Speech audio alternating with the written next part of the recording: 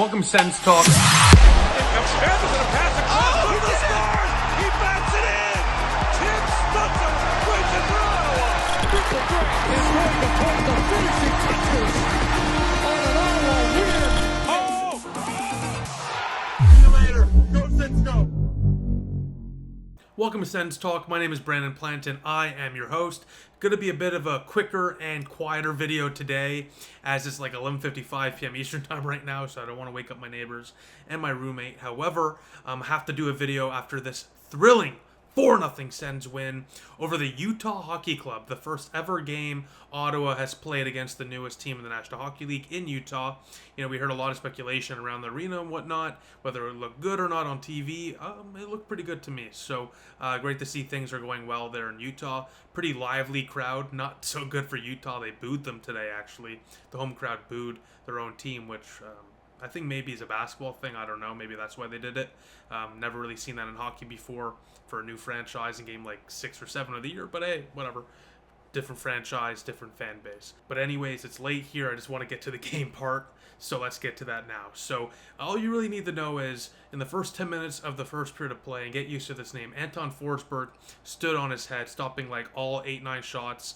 The shots were like 8-9 to nothing. Ottawa didn't even have a shot for the first 10 or so minutes of this game. And thanks to Anton Forsberg, the Ottawa Senators had a chance to come back and recover after a brutal start, and they did just that. A tic-tac goal to Drake Batherson, who's been red hot this year with multiple goals already, gets one there. Later on, Nick Jensen, who was dancing throughout the first period of play. He's such a smooth skater with a nice pass to Claude Giroux, who literally almost basically on one foot chips it in top shelf past Ingram of Utah, the goaltender, to make it 2-0 for Ottawa. A really spectacular goal there for G Money on a really nice play there from Nick Jensen as well, who was dancing all of that first period.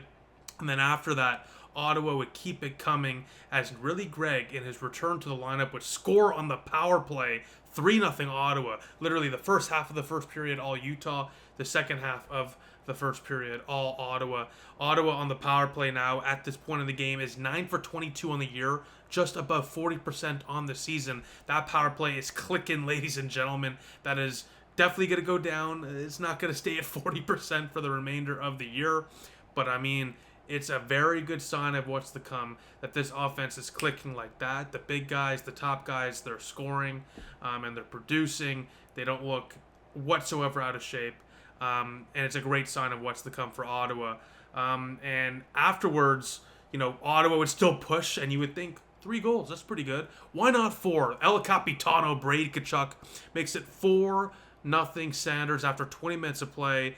Brady Tkachuk has put in goals now in 3 straight games. He also has points in every game this season. Some other stats from this game. Ottawa also, 5 out of the last 6 games they've played, you know, they've only played 6 games this year. 5 out of those 6 games, they've scored a power play goal. Like I said already, 9 for 22 on the year. And by the way, as I mentioned, Ottawa didn't have any shots early on in the game until they got those goals. Literally, Ottawa scored 2 goals on their first 3 shots. So Vejmelka would come in to, play the remainder of the game. But that's all you need to know, because Ottawa would hold on and win 4-0 over the Utah Hockey Club. I hope the Utah Yeti is their official name when it's all said and done.